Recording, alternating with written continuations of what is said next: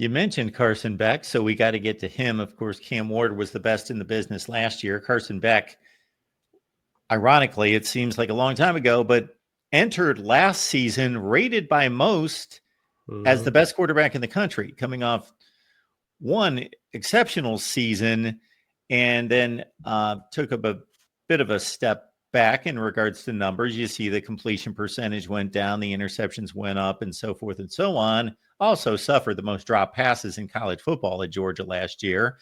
And obviously he gets knocked out of the SEC championship game, can't play in the playoff. And so where do you stand on Carson Beck? There are good reports about his health and being able to throw ahead of schedule. Yeah. I've already went and did a show on my channel. I actually apologized to Carson Beck because I had misjudged him. I got a chance to see him on a podcast, and I want to give him credit so bad, but I can't remember what the podcast was. It was in April this year, and they had him on for about an hour, and I was blown away by this guy. It was everything he said and the way they talked was opposite of what I thought he was, because all I did was really watch his tape. I've never really looked at, what kind of person is he? How often is he on social media? Was he a good teammate? Like, I was just looking at the tape, And if you look at the tape, yeah, did he not have the year that he had the year before? Well, the year before he had the greatest tight end that was coming out that year, and he had the slot that plays for the Chargers right now. I can't remember his name right now. He had weapons galore. And that being said, Georgia was in the SEC championship game. So how bad was his season if he's still sitting in the championship game in probably the hardest conference in football? It just wasn't the year that he had before. He didn't have the weapons. He made some poor choices, but like you said, a gazillion drop passes. So there was context there. I think there's a little bit of both, right? A little drop off, also some drop passes, not the players he had before. For us, he fits us, he fits us from a style of play standpoint. We're a bully team because of Mario, right? Offensive line. He's going to make great checks at the line, put us in good positions, real smart. But again, and I'll say it again on your show, I'm sorry, Carson. I definitely stereotyped you. There was one of the questions they asked him in the podcast. They said, how do you lead, going into a situation following Cam Ward? Or, I don't want to quote him exact words, how the question was asked. And he said, well, first thing I got to do is serve. And I was like, what did you just say?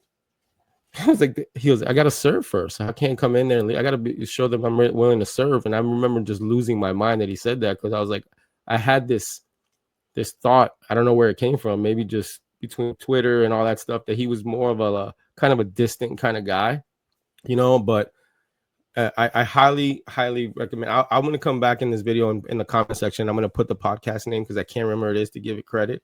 Excellent, excellent, excellent interview. I'm going to conjecture here to a certain extent, but I think when guys are more reserved and then you don't get a chance to talk to them or see them interviewed or talk to, you just watch the demeanor on the field, they may seem a little bit more cold and distant just because they're more reserved. And then they could just be phenomenal people one-on-one and with a small group and be real personable that way. They're not demonstrative. That's just a guess on Carson Beck. Yep. I agree. I was happy that I saw it, because someone actually sent it to me, because they were like, listen, we know how you feel about him.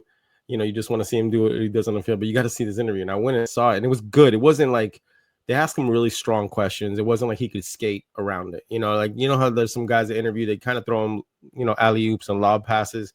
No, they were asking really good questions. I was like, okay, let's see. He blew me away. I definitely changed my tune on the personality, character aspect of his. And I got more excited. I actually got more excited. I was like, okay, I think you're going to be able to really lead us here. I mean, how many players, you've been around this for years, how many players is going to say the first word out of their mouth is, yeah, for me to be a good leader, I got to serve. Like, you don't, at that age, I was like, what did you just say? And then I really started focusing in on the interview, Yeah, it was good. Good interview. I've heard that, but you know where I've heard that? I've heard that at like corporate type of right. leadership summits where there's some dude up front that's 60 years old and he's, been working with corporate leaders for 30 years and they've determined, you have to serve, which is obviously, it's actually, among others, it's a biblical phrase or philosophy that, yes, to be a true leader, you have to serve first. So that's awesome to